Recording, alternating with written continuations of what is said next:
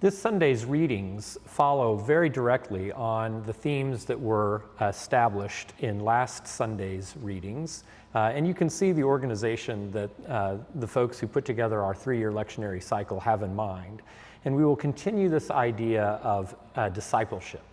So the collect for the day, for the proper of the day, talks about Christ as being an example and asks God to have that we should all have grace to follow daily in the footsteps of Christ. And then in the epistle reading from the letter to the Hebrews, it continues that narrative talking about the long lineage of faith and citing several examples from the First Testament of folks who were faithful to God in their own lives and linking that then to the gospel incarnation. And so we continue with those ideas, those themes of following in Christ with that sense of daily devotion and being diligent in our faith. And you'll see those themes come up all through the service in the prayers and in the music. At the sequence hymn, the hymn between the reading and the gospel, we'll be singing Faith of Our Fathers, Living Still, that still talks about how that faith in the church is unbroken. At either end of the service, we'll be talking about that discipleship that leads us to share Christ's love in the world. Again, that very incarnational sense of what discipleship is all about.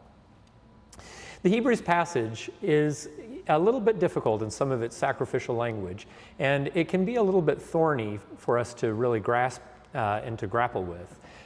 Fortunately, we have a hymn that does a wonderful job at unpacking some of the themes, and it's a fairly contemporary text. It's a text from the late 1980s by the Benedictine nun Dolores Dufner, who lives and works up in Collegeville, Minnesota.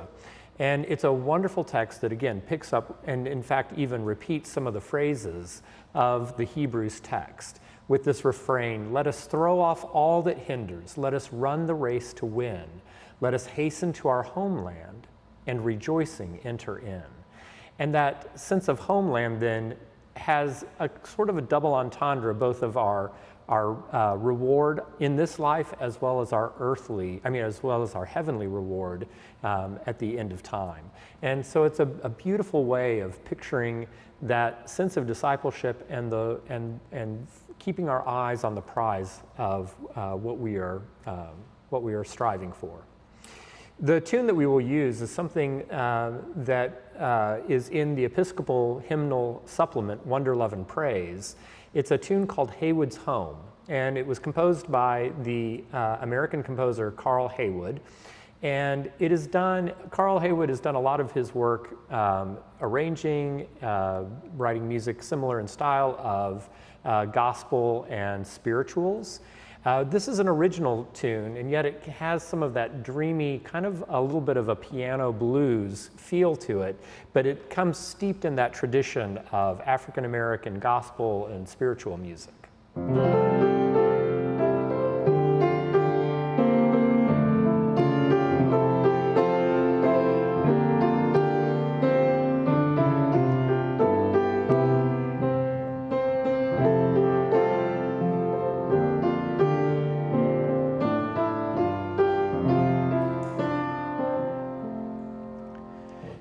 And as I say, the tune's name, Haywood's Home, obviously a very specific reference to the composer's own home, Carl Haywood. And he says that he wrote this tune specifically for this text, and that idea with the refrain, "Let us throw off all that hinders, let us hasten to our homeland, and rejoicing enter in." And again, another echo of that spiritual tradition.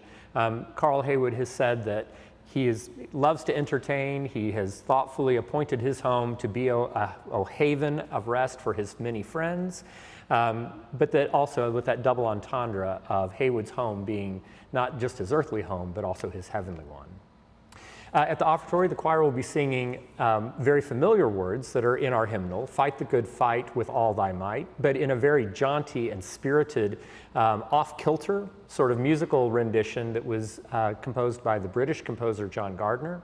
And then, of course, we have lots of other great hymns and a good communion anthem. So wonderful music for you this coming Sunday as we think about our discipleship and as we follow daily in the footsteps of Christ.